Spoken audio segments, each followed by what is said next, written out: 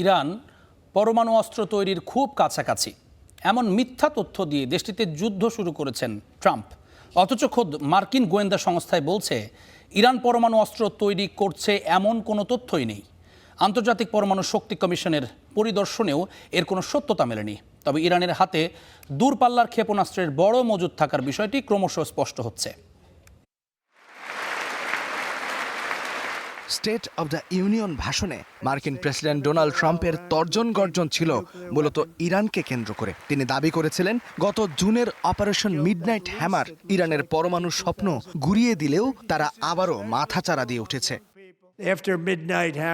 Operation midnight হ্যামারের মাধ্যমে আমরা তাদের পরমাণু কর্মসূচি ভস্মীভূত করেছিলাম, কিন্তু তারা আবারও সেই অশুভ উচ্চাকাঙ্ক্ষা নিয়ে কাজ শুরু করেছে। তারা এখন এমন মিসাইল বানাচ্ছে যা খুব শীঘ্রই আমেরিকায় আঘাত হানতে সক্ষম হবে। ট্রাম্পের এই দাবির বিপরীতে খোদ মার্কিন গোয়েন্দা সংস্থার 2025 সালের বার্ষিক রিপোর্ট বলছে ভিন্ন কথা।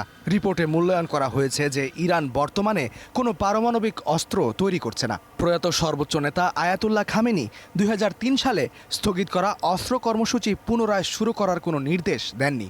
এমনকি IAEA এর পরিদর্শন করা 13টি কেন্দ্রেও অস্ত্র তৈরির প্রমাণ মেলেনি।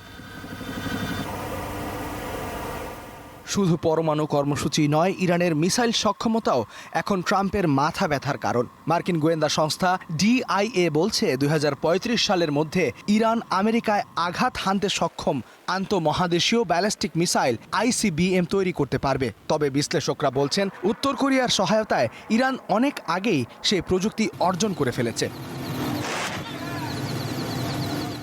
তবে সাম্প্রতিক হামলায় কিছুটা পিছিয়ে গেছে সেই কর্মসূচির সক্ষমতা।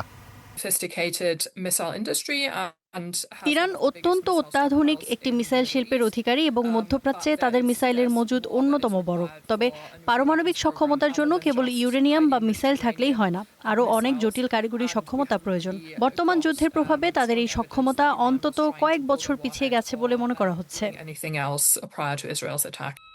ইরানে হামলা কতদিন চলবে এই নিয়ে পরিষ্কার কোনো তথ্য দিচ্ছেন না ট্রাম্প।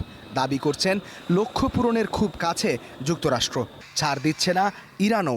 সব মিলিয়ে ইরান এখন এক জটিল সমীকরণের নাম। ইস্তিহাদুল মাহমুদ, স্টার নিউজ।